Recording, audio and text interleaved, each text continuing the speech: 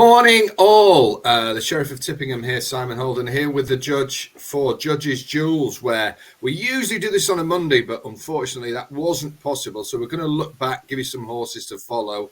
But firstly, Newmarketmax is back today. You can get involved at the link below. It's £10, no win, no fee. This is a mega strong one.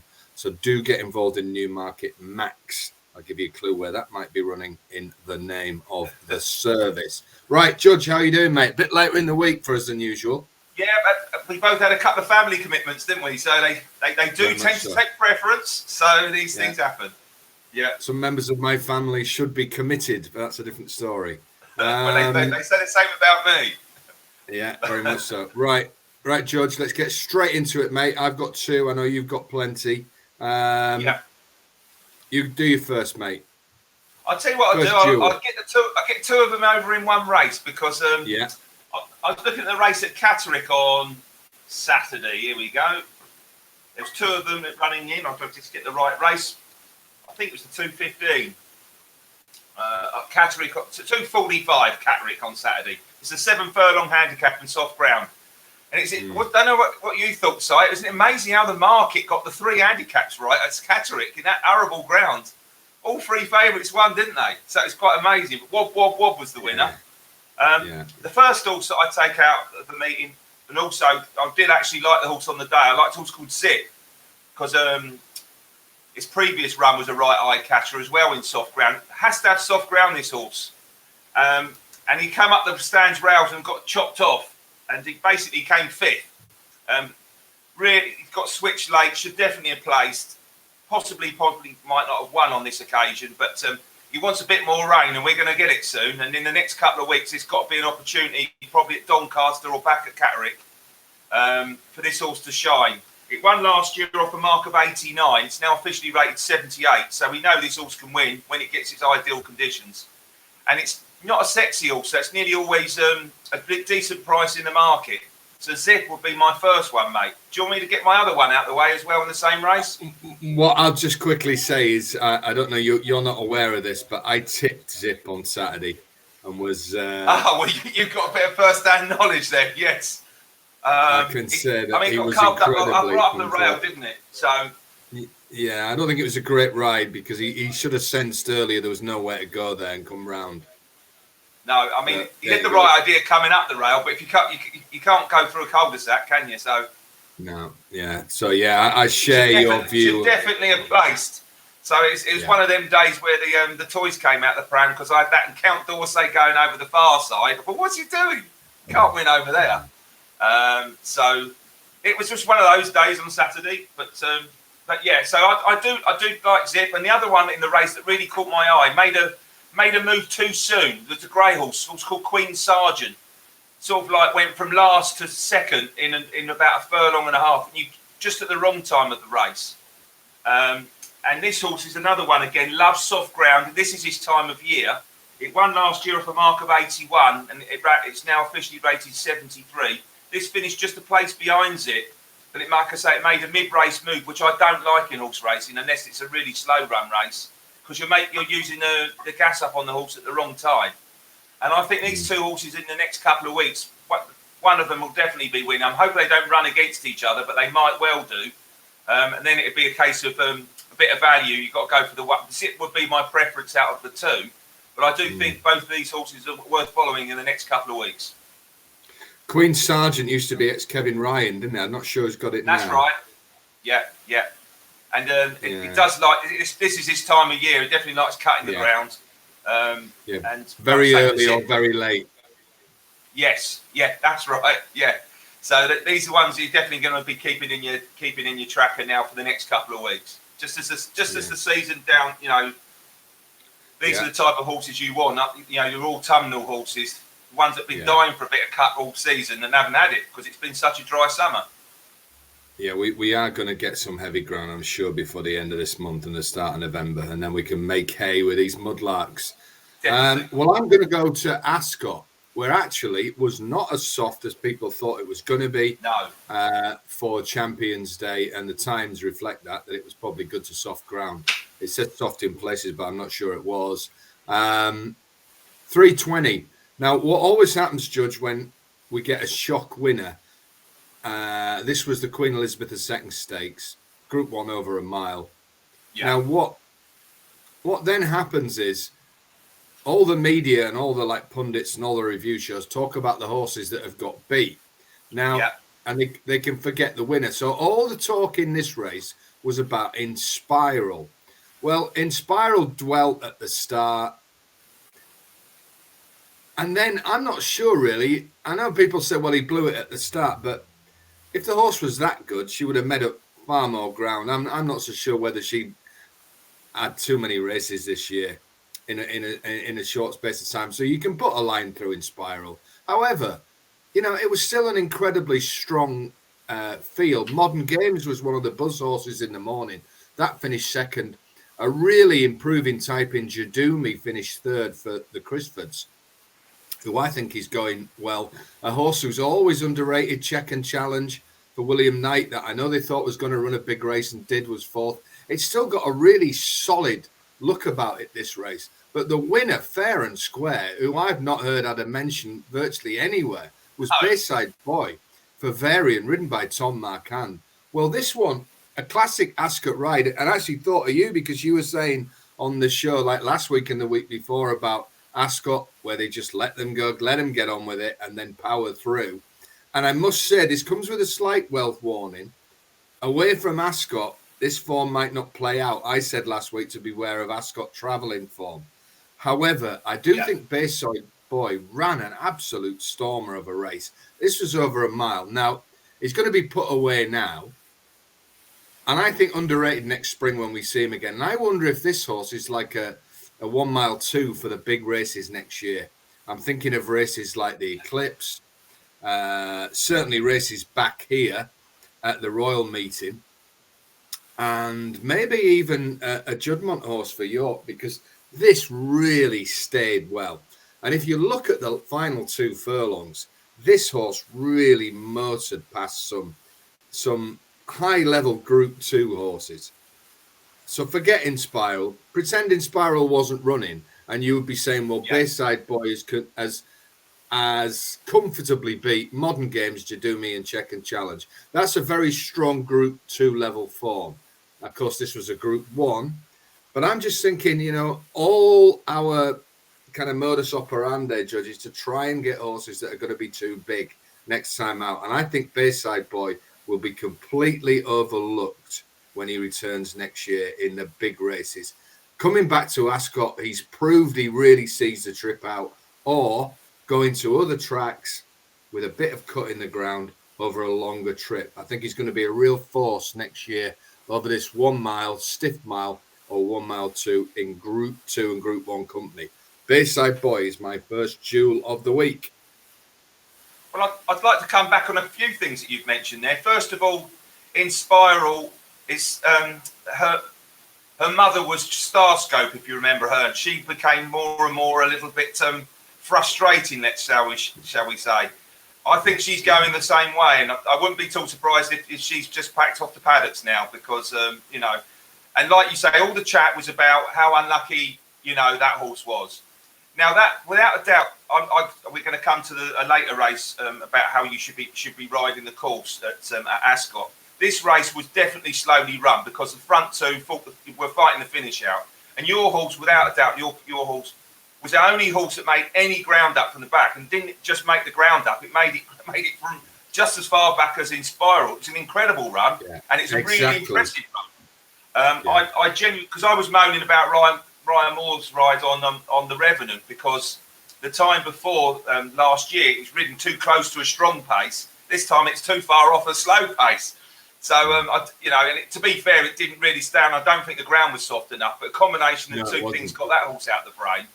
I like this Bayside Boy now. I don't know if you noticed, they stuck the blinkers on it on its the time before, and at the time it won at Sandown, and it beat a horse called Sweet Believer and another horse called Escobar. Well, Escobar came out and won a big handicap at Ascot the time after, and Sweet Believer, which we're going to come to the next race, was nearly going in my judge's jewels, was nearly a moral winner of the handicap that finished the card on Saturday. So and they're not just ordinary handicaps. Both the handicaps are heritage handicaps, 0 to 115. These are good horses that are running in these races. And like you say, Bayside Boy beat both of those on its previous start on soft ground at Sandown.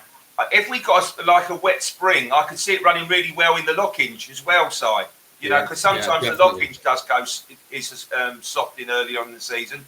This horse is definitely going places. I agree with you. Very impressive. And like you say, you're going to get a bigger price because it won at 33 to 1 last time out. People will think it was a fluke, and it wasn't. Yes. I don't think. Well, there's no way it could have been a fluke because it came from too far back. If it was up if it was in first or second all the way, then you could have said, well, it nicked it. You know.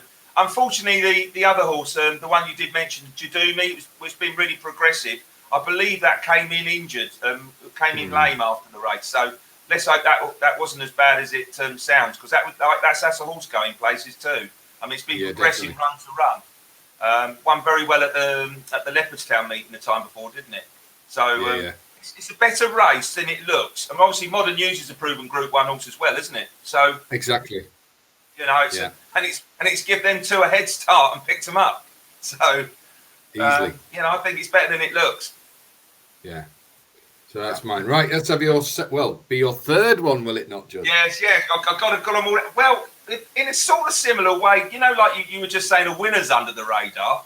Everyone was talking about Baid and oh dear, how sad it was, and which it was, for the game, in terms of, like trying to get it good publicity and getting it more airtime and everything. It was, and look, it just didn't happen for Baid, but everyone was talking about that. And then the next second thing, they were talking about the winner. I was really taken by the run of the third. I thought it looked the winner a furlong out. I thought Aggis was going to win it with his other one, which is a horse called My Prospero. Now, this horse has only had 6 starts, which has kind of gone under the radar. It's had 2 tries in Group 1 company. It only got beat a neck, 2 heads, I think it was, at Ascot in a Group 1 behind Cerebeus. In that, they're all across the track. Well, I can't even think if Bayside Boy was in that race. I might be losing it. But anyway, long story short, came third.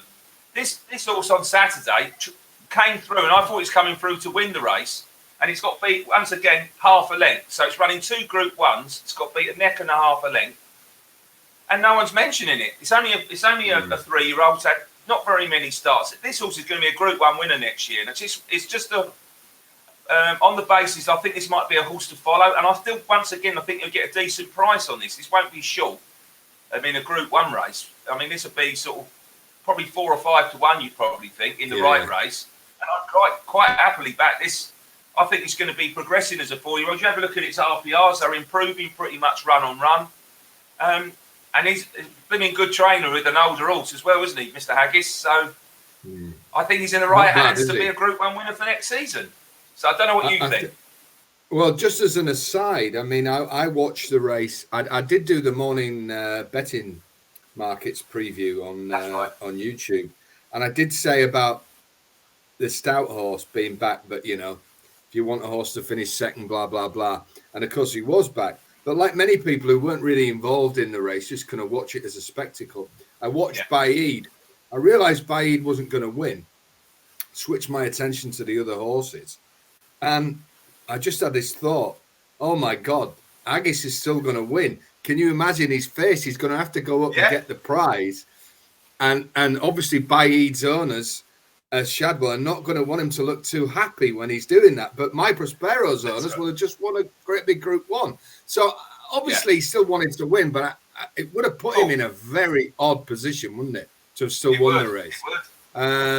Like you, I think the Stouty horse will be the horse that's out, that's remembered.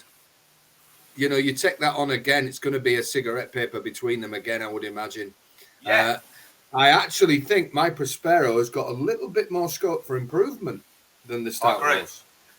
Yeah, very much so. Yeah.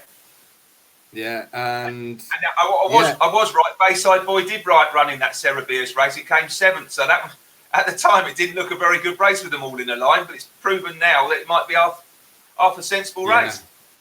Yeah, might have been a bit quick the ground for Bayside that day. Yeah, definitely. Yeah. I wouldn't. You wouldn't really back Bayside Boy on fast ground, would you? You'd want it to have some cushion in it. Like you, I think this My Prospero's got to go. You know, maybe even he might start off in a lock-in or something like that. Yeah, he might. Yeah, might start back in trip. But you could. It's definitely a mile and a quarter horse the next year. Funny enough, we might end up getting they might be one in the lock-ins, one in the Eclipse. It might work like that. Yeah. So, but certainly, like you, I think he's a horse I'm going to be interested in getting with next year. Definitely, with a lot more to come. Yeah. Very much. Right. So. I'm going to do my second one, which ran in You're the. You're going to rub this in on me, aren't you? Yeah, because of course the judge was on Safe Voyage. Oh. Who I think Holly would like the race again, but you never get him again. I like a horse here. We're going to stick with the Haggis Yard. Now, Jim Crowley is a bit of a Marmite jockey. I don't think you can blame him for what happened on Baaeed. No, not at all. No, not at all. But I don't think he gave his ride here a very good ride at all. He rode Montatham, which finished 6th. Yeah. He kind of got blocked off, which can happen in these big fields. But I didn't think he was alert enough. Now, I just wondered, I don't know Jim Crowley, I'm not. But he'd ridden Baaeed, which he must have been on a massive downer for the rest of the day. I know they always say that the jockey puts it out of his mind and saddles up and goes out there again. But I can't accept that is 100% true. He has had probably the biggest disappointment of his career, long and successful career. Yeah. And I just wonder where his mind was. And I'm not having a go at him at all. I just think Montatham was not his finest hour. I think he got in every blind alley going. I also think he made too much use of the horse a little bit early. We talk about Ascot rides. And I don't think on the surface it looks like he didn't quite get home. But I think there's a big mile handicap in Montatham, and it wouldn't surprise me if it happens soon. The horse is 6 now. They've got him in the rudest of health. I think Haggis will look for something very late season with this. And I think there's a big win in it. Like I say, 6. He's not getting any better, but off this mark now. Now, this form has got, a lot of usual suspects. Everyone's talking about the 80-1 winner, but there was no fluke on that. You got Sweet Believer and No Horseshoe, like Takari Bay was a big word for. We know Safe Voyage and Orban, they turn up at every dance going. And I think Montatham deserves to be right up there with these top handicap names, over a mile, over 7 furlongs. I think we're going to see this quick, and I think there's a race in him fast. So I didn't back him on the day. I'm not pocket talking, but I think Jim Crowley probably cost this a couple of lengths, and then, you're into territory of it finishing second. Probably would have been in the place, wouldn't he? Yeah. And then you go away next time, and he's 7-2, 4-1 favourite. Now I think he'll turn up and be 10-1. So I want to get with Montatham wherever he goes. And we know that Haggis traditionally finishes these turf seasons very strongly. So that's mine, Montatham. Yeah. I mean, didn't Montatham win a really big handicap at Sandown the last year, the year before in softer ground? I can't remember. I agree with you. I think there's a decent handicap in it, but there's not really many left now, is there, over a mile? But I was surprised how well he ran, to be honest. I was one of the ones I did actually knock out because he was about 100-1 for the race the year before. So I thought, well, I don't think he'll be much caught. But obviously he's been leading Baaeed. He's been doing a job pretty much Baaeed all year, hasn't he? Really? Yeah. That's what his job has been doing. He's not been a racehorse. He's been looking after Baaeed. So for me, like you say, he was definitely up with the pace too much. And interestingly, I'm not actually blaming Holly Doyle at all for the ride on Safe Voyage. But if you actually look at Safe Voyage's run the time before, where they were up with the pace over 7 furlongs and he weakened, it goes out like a light. He was last on Saturday and he runs on over a mile. It does prove that it's the way the race is run at that track. And I would rather be held up last with, if you like, over-exaggerated waiting tactics, given a chance to get home. That's why Jamie Spencer's got such a good record on the straight course here. He really is. They nearly always place because they seem to always go too fast in these races. Very rarely in the handicaps, the competitive ones, not the five runner races and stuff like that. But when there's a real big field, they always seem to be. You have a look at, if you stop the race at halfway and then stop the race at the end, you'll often see the winner comes from middle to back of the pack. Wouldn't you agree? Yeah, well, I know that you mentioned Spencer. Richard Hughes used to ride Ascot, very, very similar, and back loads of winners by saying, "Get on with it, and I'll see you at the end." Yeah, I mean, look, it's like you're on about Marmite. So it's one of those things where you think, well, I kind of would rather be held up with a chance of getting home and winning than completely having no, especially if you back the horse each way, you've got no chance of getting home. It's, I mean, you look at it and you think, crikey, you know. I mean, Chalier, funny enough, right, in that 7 furlong race, was up with the pace. The race Escobar won, was up with the pace most of the way, didn't get home, held up, got home. And funny enough, Escobar, you know, wasn't probably in the right hand. He was actually a little bit more prominent than normal on Saturday. So it is for me track position. I'll pose a question to you, Judge, and to everyone watching this, and that is as a pun to the psychology of it. What causes you more distress and anxiety? Is it a horse that leads and just gets collared on the line? So visualize it. You're on the leader. He's gone from the gun, just gets collared. Yes, cause you anxiety, disappointment, wealth warnings. However, isn't it, as punters, if we're honest, far more crushing to be on a horse that's held up who doesn't quite make it? Same result, you lose by that. But for me, you're thinking, where was he? It kills you for the hold up horse. I think it does. Yeah, I agree. I agree with what you're saying. We have an internal dislike because of that of hold-up rides, and sometimes it's just the way it is, and that's why Richard Hughes used to get so much stick. Jamie Spencer gets more abuse than any jockey going, "Hey, I've been there." You know, he can't overdo it. And he will be there again because you can't help. Because I was just saying, please get a run, and he didn't get the run. So. But the point, I wasn't afterwards thinking, oh, she's giving out a shocker. It's just one of them things. I thought if you're backing a horse each way at, let's say, 20-1, and you're on a front runner that's going off too fast, you're a million to get home, aren't you? Whereas if you've got a 20-1 chance that's held up last, from the place perspective, you've still got the chance of then winning as well. I think it's just one of those things. I wouldn't want to be held up at round Nottingham, for example. It's blooming hard to make ground up round there. You know, it's just certain tracks, isn't it? It's more conducive to being held up or ridden more prominently.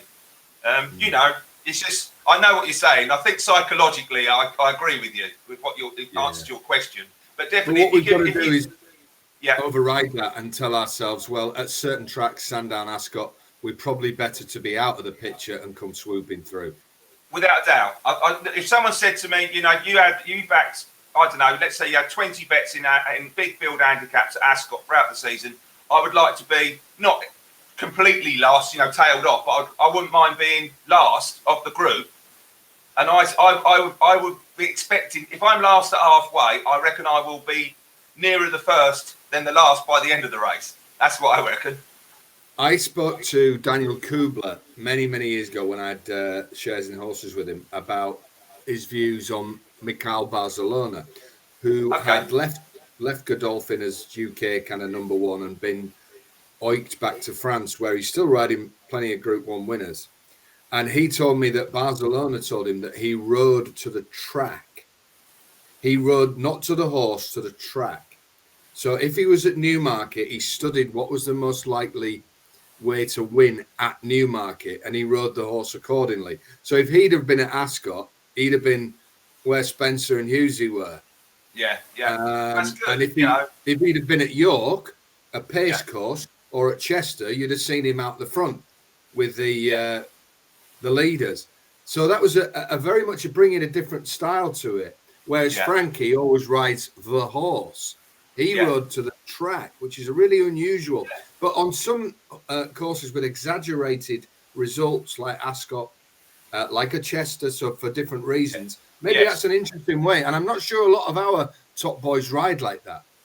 No, I mean, you've also got to consider the field as well. So, like we said before, if 5-runner or 10-runner race, it is different compared to a 20-runner race, because most often the 20-runner races are well run, aren't they? Very rarely do you get a slowly run 20-runner handicap. And I don't necessarily think it's necessarily the jockeys. I think the horses see so many horses, so they go that little bit faster, which means that they then don't get home. True. I mean, I can't think of too many races won by a front runner in a big field. Can you? You know, even like the Wokingham and that. You're going. You look at Summergand and horses like that. Rohan's come from the back of the TV screen, come through and win. So that's even at 6 furlongs, let alone 7 and a mile. I think it's fascinating. I love it. If you do see a horse make all at Ascot, you want to be back in it next time, because it's obviously miles ahead of its mark. Absolutely, absolutely, yeah. I remember. Do you remember the days a horse called Yeast? That was a haggis horse, I think.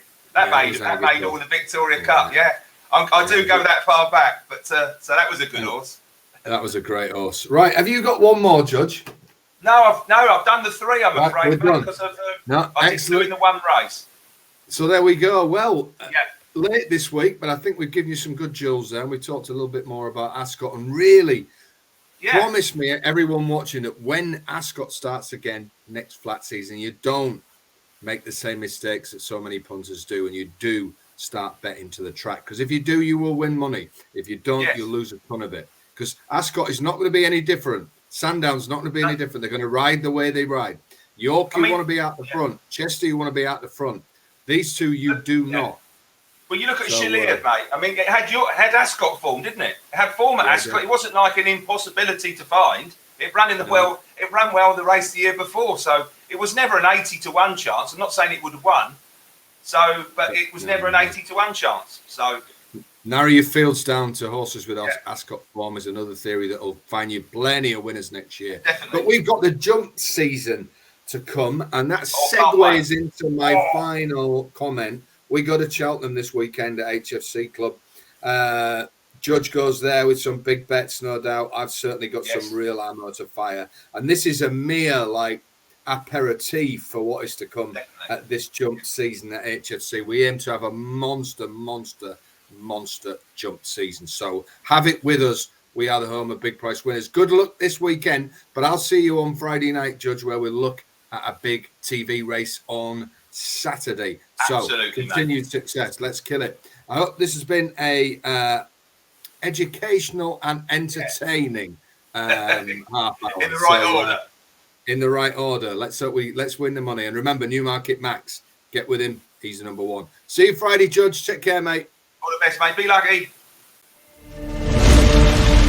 HOLDENS. Horses.